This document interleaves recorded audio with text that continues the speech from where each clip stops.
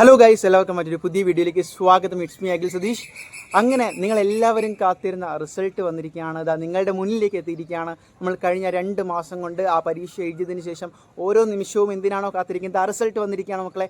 ഇതാ പോയി നോക്കുക. നിങ്ങൾക്ക് ഒരുപക്ഷെ ചിലർക്കെങ്കിലും ഡിഫിക്കൽട്ടി ഉണ്ടാവും, സർവർ കിട്ടുന്നില്ല, അല്ലെങ്കിൽ ആ ഒരു ലോഗിൻ ചെയ്യുന്നില്ല, കറങ്ങി വരുന്നില്ല എന്നൊക്കെ. ഔദ്യോഗികമായിട്ട് ഇപ്പോൾ ഇതാ മന്ത്രി പ്രഖ്യാപിച്ചിരിക്കുകയാണ് റിസൾട്ട്. അപ്പോൾ ആ വിജയ ശതമാനം ഉൾപ്പെടെ നിങ്ങൾ കണ്ടിട്ടുണ്ടാവും. അതിനേക്കാളും വലിയൊരു വാർത്ത എന്ന് പറയുന്നത് ഇത് കൃത്യമായിട്ട് ചെക്ക് ചെയ്യുക എന്നുള്ളതാണ്. നിങ്ങളുടെ മുന്നിലേക്കുള്ള ഇനി അടുത്ത 1 മണിക്കൂറിനകത്ത് നിങ്ങളുടെ ടാസ്ക് പലർക്കും ഇതിനകം കിട്ടിയിട്ടുണ്ടാകാം.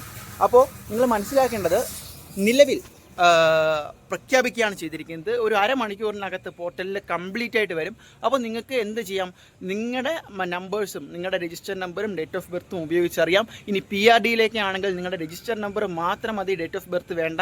അപ്പോൾ പല ആപ്പുകളുണ്ട്. ഇതിലൂടെ വ്യക്തമായിട്ട് മനസ്സിലാക്കാൻ നിങ്ങൾ ആ ഒരു ഗൂഗിൾ ക്രോമിൽ പോയി എല്ലാ ബ്രൗസർ ഉണ്ടല്ലോ അത് ക്ലിയർ ക്യാച്ച് കൊടുത്തിട്ട് മാക്സിമം സെറ്റായിട്ടിരിക്കുക, റീഫ്രഷ് ചെയ്തുകൊണ്ടിരിക്കുക. അപ്പോൾ കൃത്യമായിട്ട് നിങ്ങൾക്ക് മനസ്സിലാകും. മൾട്ടിപ്പിൾ ഇതുപോലുള്ള പ്ലാറ്റ്ഫോം എടുത്തു വെച്ച് മാറി ട്രൈ ചെയ്യുന്നതിനേക്കാളും ഒരേ ഇതിൽ തന്നെ കിട്ടിയില്ല എങ്കിൽ റീട്രൈ ചെയ്യുക. ഏകദേശം 3:30 കൂടി എല്ലാ വിദ്യാർത്ഥികൾക്കും അവരുടെ റിസൾട്ട് അറിയാൻ പറ്റും എന്ന തരത്തിൽ തന്നെയാണ് ഇപ്പോൾ സെറ്റപ്പ് ചെയ്തിരിക്കുന്നത്.